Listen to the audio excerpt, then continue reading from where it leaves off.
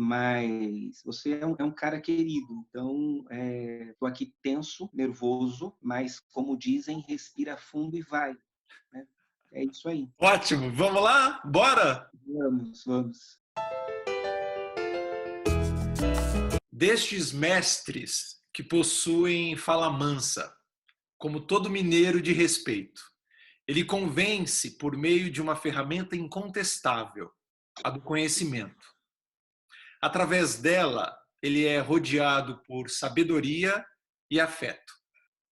O educador precisa convencer. O convencimento é o poder de vencer junto. Convencer. Vencer com o outro. Venceremos unidos. A educação se dá por meio da transformação do coletivo. E ele não só transforma, como transcende. O meu convidado do Denis Antunes Cisola é o meu professor de história, Elias Brito. Elias, muito obrigado por você estar aqui. Rapaz, eu agradeço e extremamente tocado pelas suas palavras, né? É muito bom ver como aquele garoto de 11 anos, aquela criança de 11 anos, tornou-se esse ser humano fantástico, admirável, que é você hoje. Eu fico muito feliz todas as vezes que eu posso revê-lo, reencontrá-lo e poder conversar contigo. Isso me faz um bem tremendo. Na verdade, é isso que todo professor deseja, né? O sucesso daqueles que um dia caminharam juntos. Ótimo, Elias. Eu fico muito agradecido, mesmo. Muito obrigado por você ter topado conversar comigo. E agora que já estamos contaminados por confetes, a gente pode começar. Elias, vamos começar do início. A gente tem visto uma onda do nosso vocabulário, palavras que não eram tão ditas. E uma delas, eu vou te provocar como professor, para que você possa nos contextualizar de acordo com a tua leitura, evidentemente. O que é fascismo, Elias? Olha, historicamente é uma ideologia, um conjunto de ideias que acabam norteando o ser e o fazer das pessoas. Alguns dicionários trazem a definição de fascismo como um governo autocrático, um governo que limita direitos, né? E que, consequentemente, elenca dentro de os sujeitos da sociedade alguns que são superiores aos demais. Então, o fascismo não é uma ideologia para que estabeleça, que defenda o direito de todos, mas o direito de alguns sobre a maioria. E é nesse sentido que a gente precisa se mobilizar e combater. Elias, por que você acha que, no momento atual do Estado brasileiro, por que palavras como fascismo, comunismo, elas estão tão em evidência? Olha, estamos no momento em que a sociedade está extremamente polarizada. Isso é fato, não estou falando aqui nenhuma novidade. O que a gente tem aqui é uma versão muito mais piorada e danosa daquilo que foi o fascismo que surgiu na Itália por volta da década de 20 do século passado. O que a gente tem aqui é uma mutação dessa ideologia e que tem sido, de alguma forma, ou tem tentado, de alguma forma, enfiar goela abaixo da sociedade brasileira. Então, aqueles que são bons conhecedores de história ou aqueles que foram, de uma certa forma, durante um bom tempo, privados de direitos, estes conseguem compreender o atual momento que a gente tem vivido. Agora, aqueles que sempre foram privilegiados, evidentemente que terão uma dificuldade maior em perceber essas mudanças que estão ocorrendo dentro do cenário político brasileiro, né? Então, conhecimento histórico aqui, eu acho que é uma bússola para a gente poder caminhar nesse momento. Eu percebo, Elias, que há hoje claro, uma polarização, e esta polarização faz com que a gente, de fato, esteja dividido. Eu queria te provocar o porquê que hoje as coisas estão invertidas no cenário político, ou seja, aqueles que defendem o fechamento do Supremo Tribunal Federal, por exemplo, ou pedem a intervenção militar, eles acham ou supõem a achar que eles estão defendendo um Estado democrático. Por que existe esta inversão? Olha, eu sou educador. Quando eu vejo isso, eu me pergunto que talvez em algum lugar a gente tenha falhado. Em que momento a escola, em que momento a educação falhou? Porque alguém que defende a intervenção militar certamente é alguém que desconhece o que foi a ditadura militar.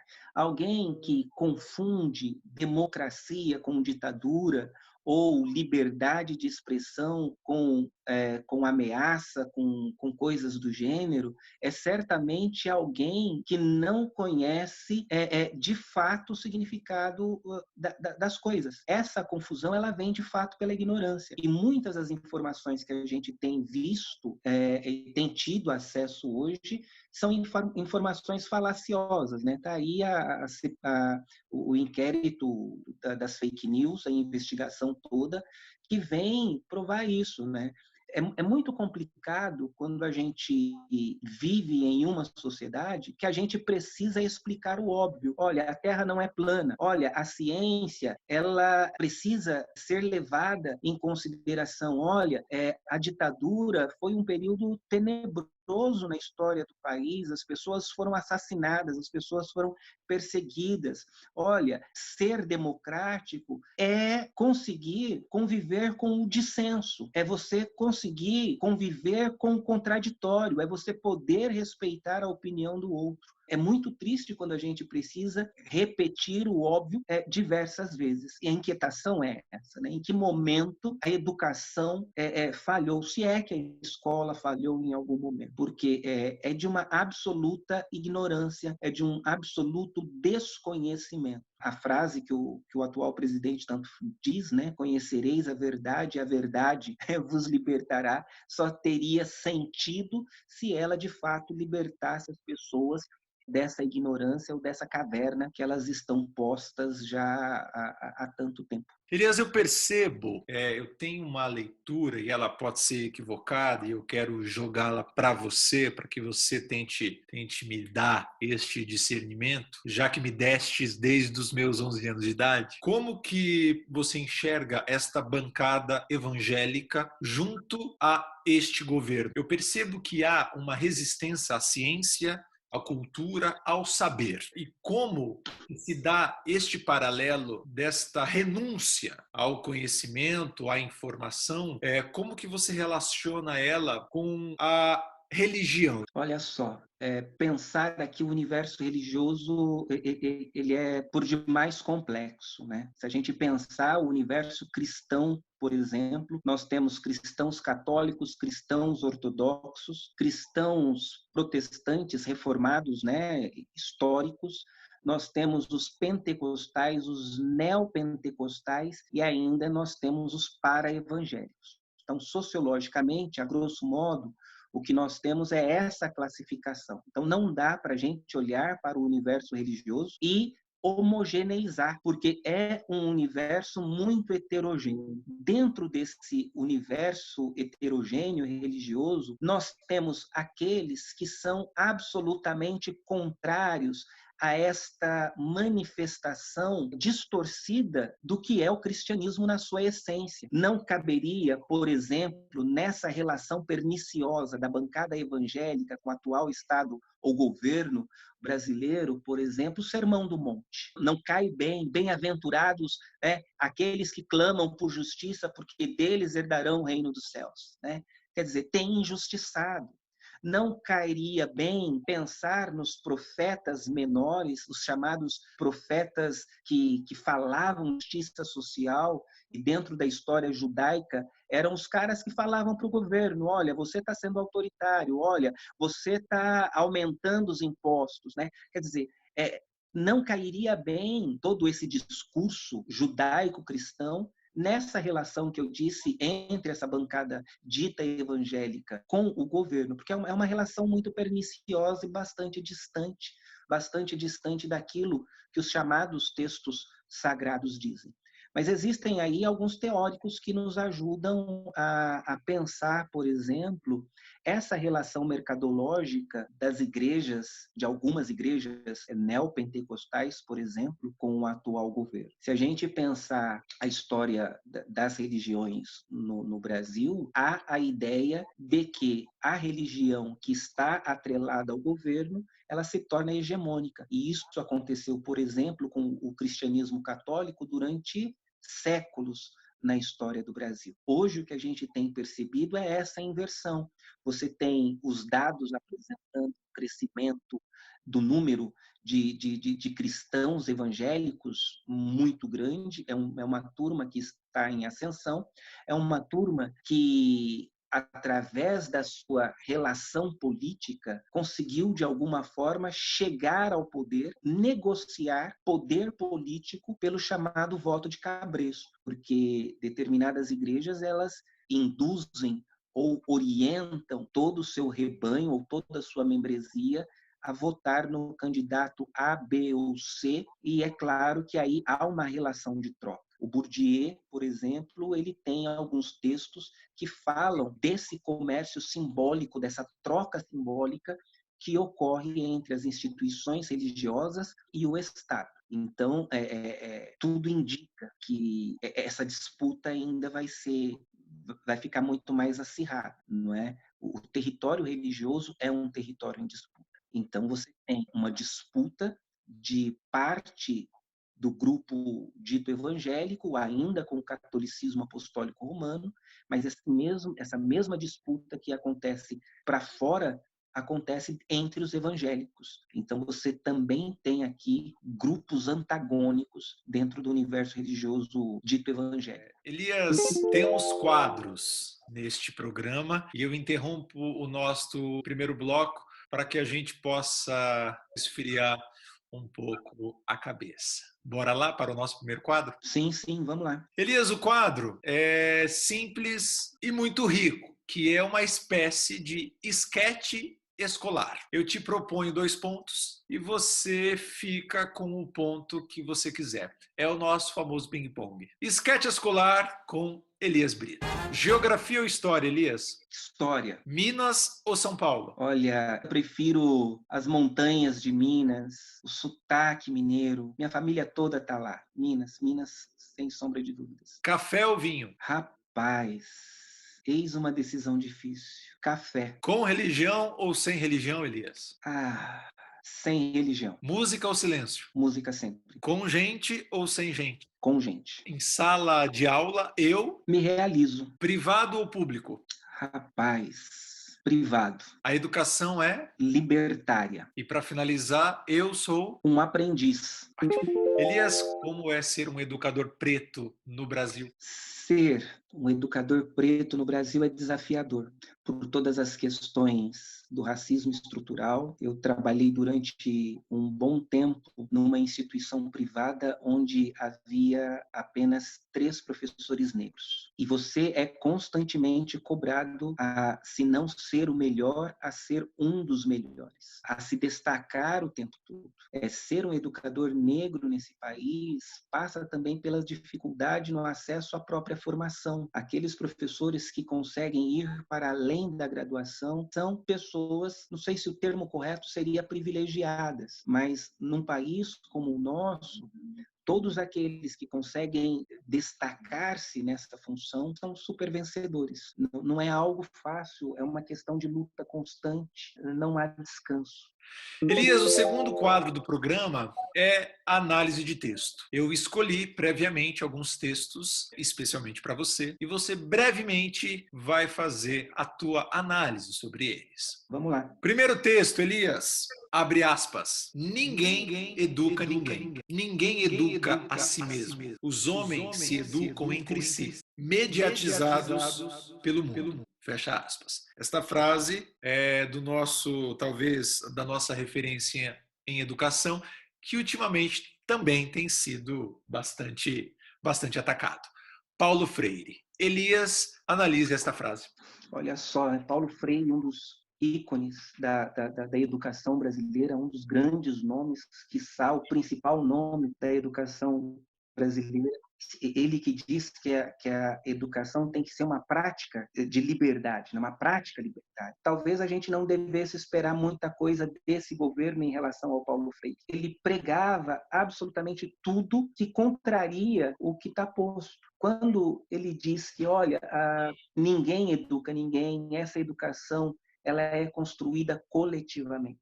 O ser humano, ele só se torna humano na convivência com outros seres humanos. E a escola tem esse papel. Se pensarmos que o segundo ambiente de socialização, de transmissão de cultura, de hábitos e de costumes, pelo qual todas as pessoas passam, é a escola. Você não tem a construção de sociedades sem que todos os indivíduos, de alguma forma, passem pela escola. E é nesse momento que o sujeito se forma.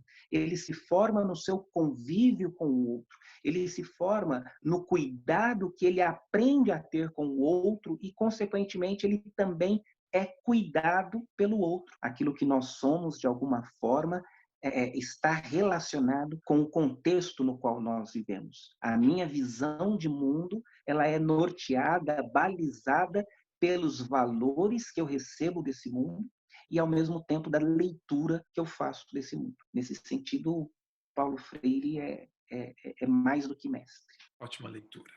Segundo texto, Elias, abre aspas. O que me preocupa não é o grito dos maus, mas o silêncio dos bons. Fecha aspas. Esta talvez seja a frase maior de Martin Luther King. Elias, é contigo. Hoje, vendo as redes sociais, eu recebi a mensagem de um ex-aluno branco que dizia para mim o seguinte: professor, estamos juntos, essa luta é nossa. E logo pela manhã já ando muito sensível, mas eu já fiquei tocado, porque não basta ser contra o racismo. Você tem que ter uma prática antirracista. Não basta você falar contra a corrupção se nas coisas menores, no seu cotidiano, você pratica corrupção. E quem ocupa espaços que podem ser utilizados para combater todas esses graves desvios sociais. No caso do racismo,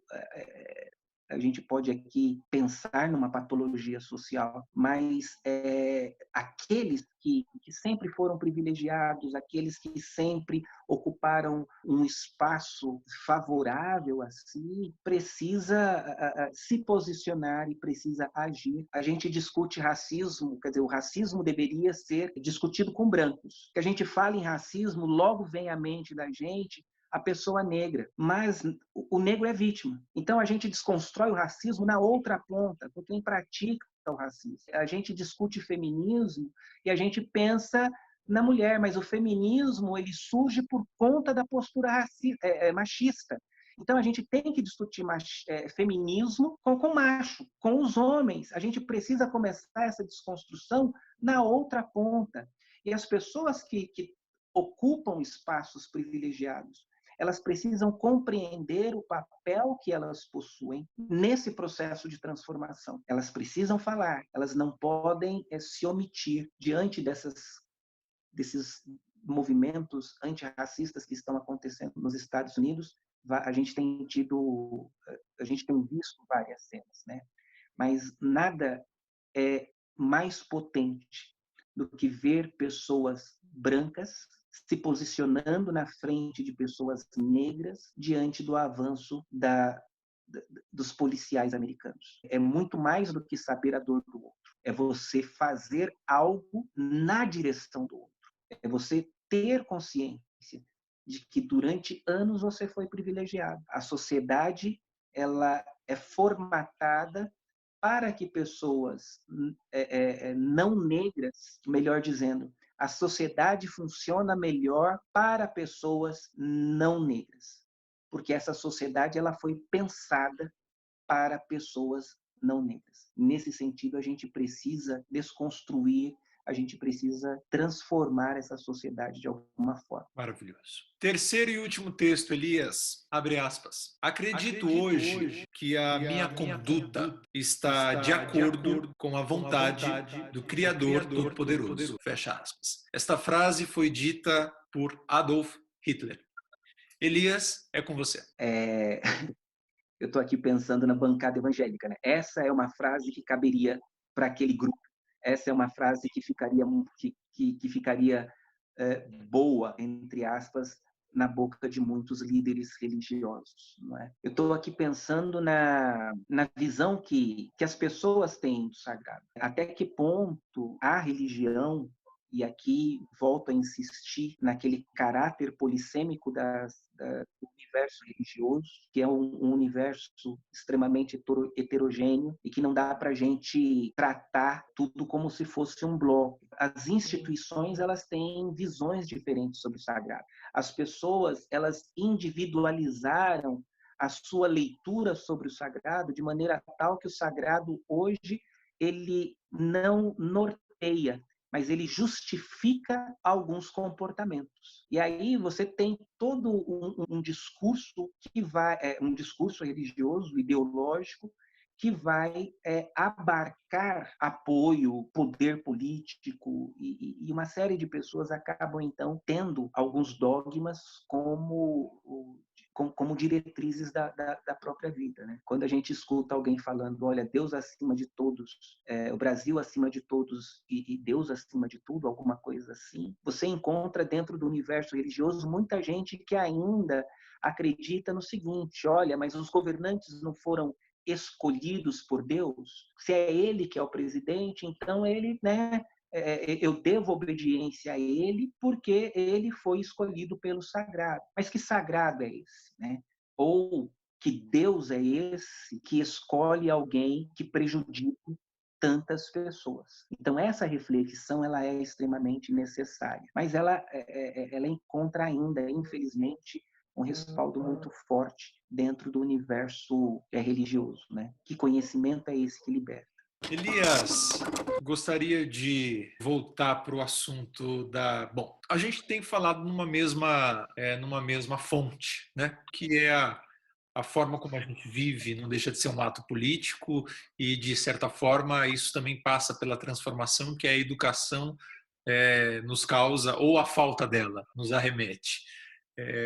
Você não acha, Elias, qual é a tua visão hoje desse sistema educacional brasileiro, onde eu ainda me encontro com algumas dificuldades? Eu ainda vejo como um sistema absolutamente vertical, de cima para baixo, onde o cara que está conduzindo se acha assim no poder e no direito de ter a palavra para si, não há muita escuta.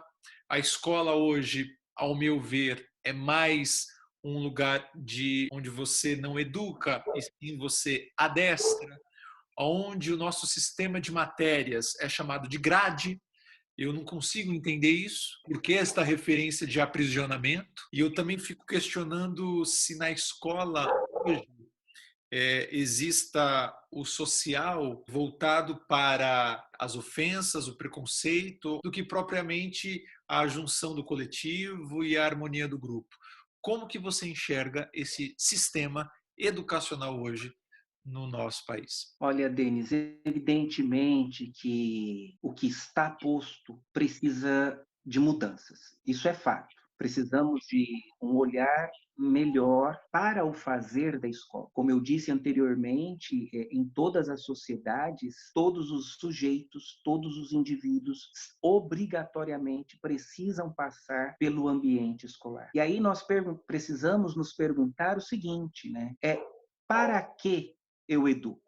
Será que nós temos a consciência de que é através da educação que a gente consegue projetar um tipo de sociedade? Por exemplo, nós educamos as crianças para o trabalho ou para o mercado de trabalho? Nós educamos os sujeitos para que ele tenha uma convivência social aceitável? Que tipo de experiência as escolas podem proporcionar para esta criança, este adolescente, este jovem ou este adulto dentro do ambiente escolar? Porque é neste momento que a gente lança as bases de uma sociedade que a gente idealiza. É claro que essa escola, como está posta, que ainda em alguns lugares entendem o rol de disciplinas como grade, confundem o que é currículo com as atividades que as escolas ofertam, tudo isso precisa ser repensado, tudo isso precisa ser desconstruído.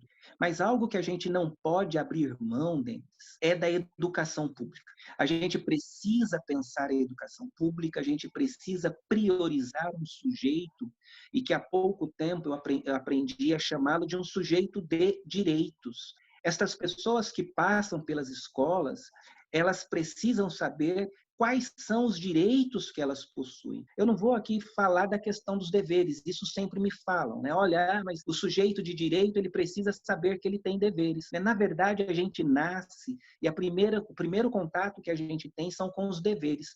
A gente não pode isso ou a gente pode aquilo, e isso chega primeiro.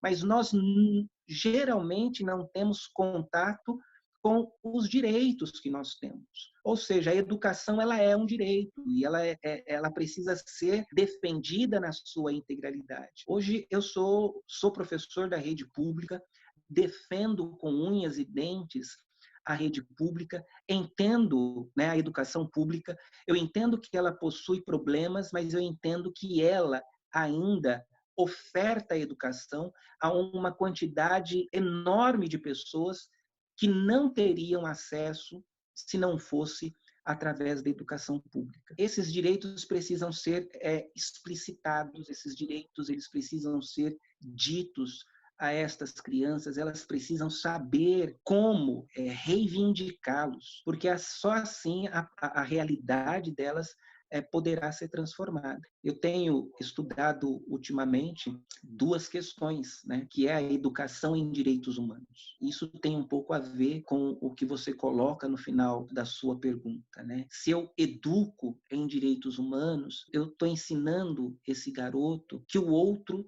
tem direito a ser diferente. Olha que coisa interessante. Quando você educa em direitos humanos e você trabalha essa questão da diferença, esse aluno ele vai aprender a conviver com o diferente. Ele vai aprender a respeitar o diferente. Quando você educa em direitos humanos, esse aluno ele consegue conhecer quais são os direitos que a ele foram assegurados ao longo da história. E ele vai aprender a lutar pela manutenção desses direitos. Hoje a gente vê um desmonte, a educação sendo tragada pelo mercado, você vê a saúde pública sendo também atacada pelo mercado. Em tempos de pandemia, quem salva a saúde no Brasil é necessariamente a saúde pública, é o SUS. A maioria dos leitos estão no hospital público. E nós não valorizamos o SUS como deveríamos valorizar. Nós não valorizamos a escola pública da maneira com a qual nós deveríamos valorizar. Ela está onde nenhuma empresa educacional deseja estar. Olha que coisa.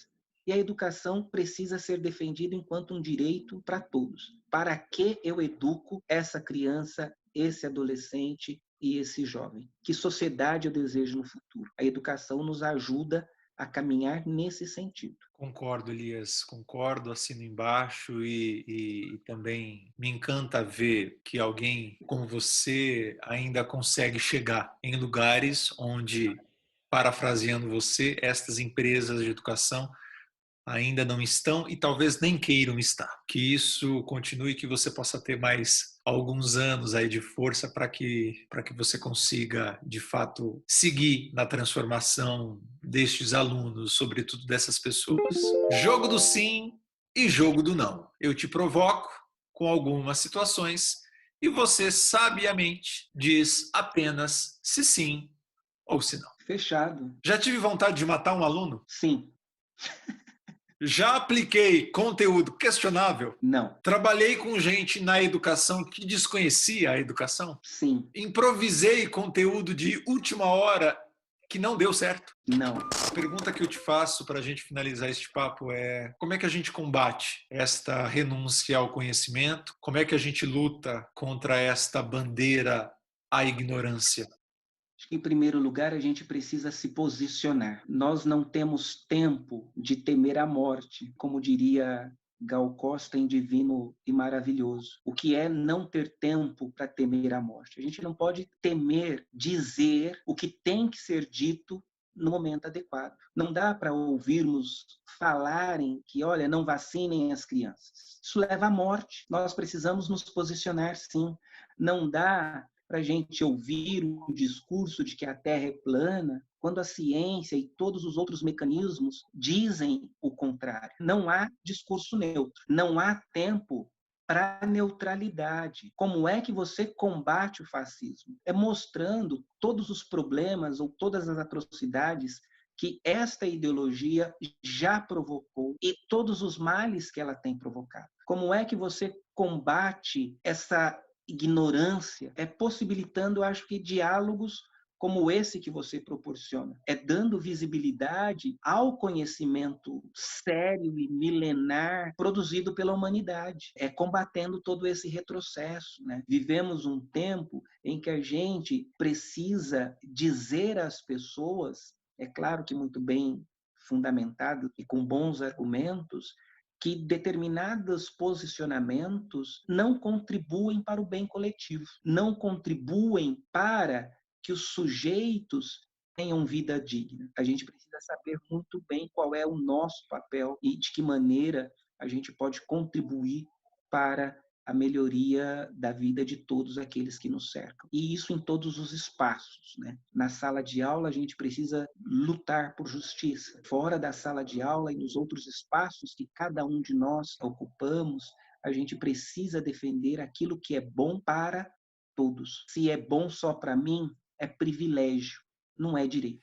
Elias, eu sempre faço no final para que as pessoas que aqui estão sugiram alguma obra de arte. Olha, algo extremamente acessível. Se vocês forem nas redes sociais, YouTube, Facebook, Instagram, digita lá GTR Daniel. É um poeta fantástico, com poesias que falam muito à alma, ao espírito crítico e que, de alguma forma, contribui para o combate de todas estas patologias políticas e sociais que a gente tem visto. Então, conheçam GTR Daniel, que é um poeta fantástico, que tem muito a contribuir com tudo isso que a gente tem discutido e com tudo aquilo que a gente tem procurado combater nos últimos dias. Sugestão anotadíssima. Elias, quero agradecer você pelo papo, pela aula. Você é um amigo pessoal, digo isso publicamente. É sempre uma honra estar com você, não só diante da câmera. Aliás, muito longe dela, é infinitamente melhor. Mas eu queria que o mundo pudesse conhecer você, de certa forma. Claro que o meu programa, quem sou eu para divulgar você? Mas os poucos lugares que eu frequento, eu gostaria que todos eles pudessem te conhecer. Então, eu só tenho a agradecer você, repito e triplico, sou muito grato à minha formação e nestes tempos tão sombrios, nada como recorrer ao nosso querido, velho e sempre disposto professor. Muito obrigado, Elias. Mesmo, do fundo do meu coração. Eu que agradeço, Denis. Como eu disse, esses reencontros, eles são muito bons, né? Acho que a palavra de ordem é gratidão. Semana passada eu disse no meu grupo de pesquisa que gratidão é a memória do coração. E você, além de proporcionar diálogos fantásticos, ainda me traz uma memória afetiva muito doce. Então, eu também sou muito grato e aí meu muito obrigado. Valeu mesmo. Espero que tenha conseguido manter o nível dos teus trabalhos. Pelo amor de Deus. Um beijo, Elias. Um beijo imenso para você. Valeu. Tchau, tchau.